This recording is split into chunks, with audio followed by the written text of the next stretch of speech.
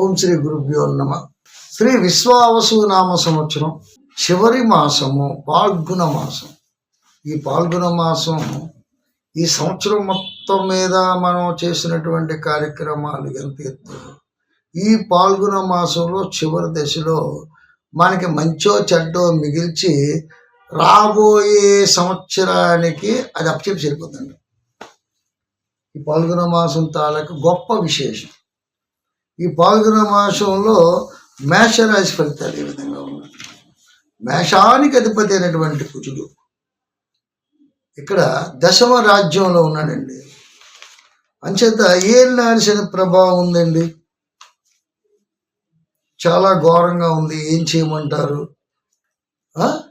ఏలినాటి శని ప్రభావంలో చాలా బాధలు పడుతున్నాం మేషరాశి వారు. ఎప్పటి నుంచో నన్ను అడుగుతున్నారు. మేషరాశి వారికి ఒకటి చెప్తాను, అయ్యా మీ రాశికి సంబంధించి స్వచ్ఛాత్రం ఏదైతే ఉందో అది బాగున్నంత వరకు, శుభగ్రహాలు బాగున్నంత వరకు, శుభగ్రహాల మీద శని ప్రభావం పడలేనంత వరకు మీకు ఎటువంటి డోకా ఉండదు, ఎటువంటి ఇబ్బంది ఉండదు. ఇది వాస్తవము, జాగ్రత్తగా తెలుసుకోండి, భయభ్రాంతులు కాకండి అని నీకు ఇది వరకు చెప్పాను, మళ్ళీ చెప్తున్నాను. మేషరాశిలో ఎక్కువ రియల్ ఎస్టేట్ వ్యాపారం, భూమికి సంబంధించినటువంటి కొనుగోళ్ళు అమ్ముకోవడం, అలాగే బిల్డింగ్ కట్టినటువంటి బిల్డర్స్ వ్యాపారవేత్తలు చాలామంది ఉంటారు. ఎందుకంటే భూమికి సంబంధించినటువంటి రాశి మేషరాశి. రైతాంగం కూడా మేషరాశిలో చాలామంది రైతులు కూడా ఉన్నారు. అలాగే మేషరాశిలో మంచి ఉద్యోగస్తులు ఉన్నారు. అంటే ఒక డిస్ట్రిక్ట్ కలెక్టర్ లెవెల్లోనే గ్రూప్ టెస్టులు పాస్ అయినటువంటి వ్యక్తులు కూడా ఈ మధ్య కాలంలో ఉన్నారు మేషరాశి. మరి ఏలినాటి శని ప్రభావంలో ఉన్నాం కదా, మరి గ్రూప్ టెస్టుల్లో మేము పాస్ అయ్యామండి. మొన్నే పాస్ అయ్యారు, చాలా మంచి ర్యాంకులతో పాస్ అయ్యారు. వాళ్ళతో మేషరాశి వాళ్ళు ఎక్కువ ఉన్నారు. అలాగా ఎప్పుడు కూడా మనము దృష్టిని మళ్లించుకోకూడదు. కష్టం మానవ సహజం. చక్రాలు అలా తిరుగుతూనే ఉంటాయి, కాలచక్రం పైన కింద అలా తిరుగుతూనే ఉంటుంది. ఈరోజు ఎండ వచ్చింది, తర్వాత నీడొచ్చింది, పగలయ్యింది, రాత్రి అయింది, ఇలా కాలచక్రం తిరుగుతూనే ఉంది. మన వయసు పెరుగుతుంది, కష్టం పెరుగుతుంది, ఒకటేమో సుఖం వస్తుంది, ఆర్థిక ఇబ్బందులు కలుగుతాయి. ఇవన్నీ ఏముందంటే కాలచక్రంలో ఒక భాగాలు.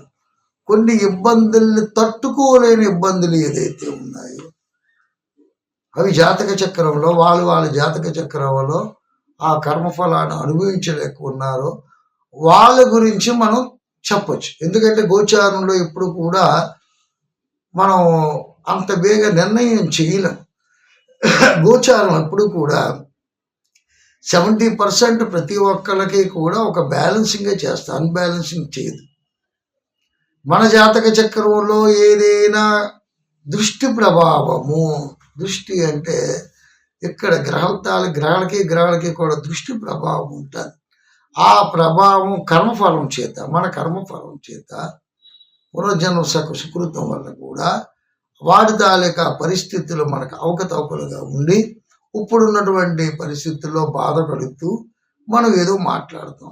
కాబట్టి మనం పరిశీలించింది ఏంటంటే, పరిశీలన చేయవలసింది నీ జాతక చక్రం ఏదైతే ఉందో ఆ జాతక చక్రాన్ని తీసుకొని ఇక్కడ గోచారం ఏ విధంగా ఉందో ఆ గోచారను కూడా రెండూ కలిపి చూసుకొని వాళ్ళకి ఏ విధంగా ఉపశమనం కలిగించాలో తెలియపరిచినట్టుగైతే వాళ్ళు కొద్దిగా ఉపశమనంగానే బాగానే ఉంటారు. కాబట్టి భయభ్రాంతులు చేయకండి. మన సోదరులు చాలామంది చెప్పాను సిద్ధాంతులకి, అయ్యా ఎవరైనా సరే మన కష్టం అనేది కష్టం ఉంటే కదా మన దగ్గరికి వస్తారు. ఆరోగ్యం బాగోకపోతే డాక్టర్ల దగ్గరికి వెళ్తారు. ఇప్పుడు రోగం ఉంటే ఏంటంటే డాక్టర్ల దగ్గరికి వెళ్తారు. పరిస్థితులు బాగోక అప్పులు బాధ అయిపోయి నిందల పాలైపోయి ఇంట్లో పోరుండి నానా బాధలు పడుకొని ఏమైనా దోషాలు ఉంటే మనతో సిద్ధాంతుల దగ్గరికి వస్తారు. అయితే మనకి ఏదైనా మేలు చేసి పెట్టి వాళ్ళకి ఉపశమనం కలిగించాలి తప్ప భయభ్రాంతులు చెయ్యకండి. వాళ్ళు భయభ్రాంతులు చేస్తే అవుతుంది, ఆందోళన చెందుతున్నారు. చాలామంది ఈ తట్టుకోలేక ఏమో నేను ముందుకు ఇంకా నేను చాలా బాధలు పడవలసి వస్తుందేమోనని ఆత్మహత్యలకు కూడా పాల్పడుతున్నారు. కాబట్టి దయచేసి భయభ్రాంతులు చెందే పరిస్థితి ఏ సిద్ధాంతి కూడా తీసుకురాకండి. వీళ్ళకి ఏముందంటే అన్ని రకాలుగా మేషరాశి వారికి బాగానే ఉంది. కుజుడు తాలూకా రాశి కాబట్టి ఏలినాటి శని ప్రభావం తీవ్రత ఉన్నప్పటికీ కూడా ఎటువంటి డోకా లేదు. నిశ్చింతంగా సంతోషంగా దైవారాధన చేసుకుంటూ కాలం గడపచ్చు. మళ్ళీ మరి ఎపిసోడ్తో మీ ముందుకు వస్తాను. అంతవరకు సెలవు. ఓం శాంతి. మరిన్ని ఆసక్తికరమైన కథనాల కోసం మా ఛానల్ని సబ్స్క్రైబ్ చేయండి.